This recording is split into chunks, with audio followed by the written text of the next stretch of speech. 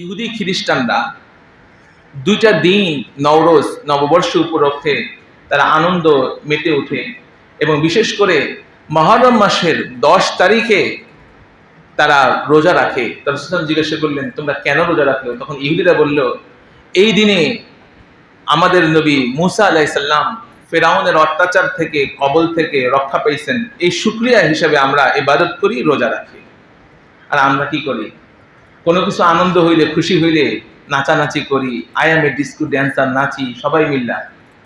দেখুন, ওই সময় পর্যন্ত তারা যে কোনো কিছু হইলে আনন্দে গুনাহের মধ্যে গা ভাসায় দিতেন না।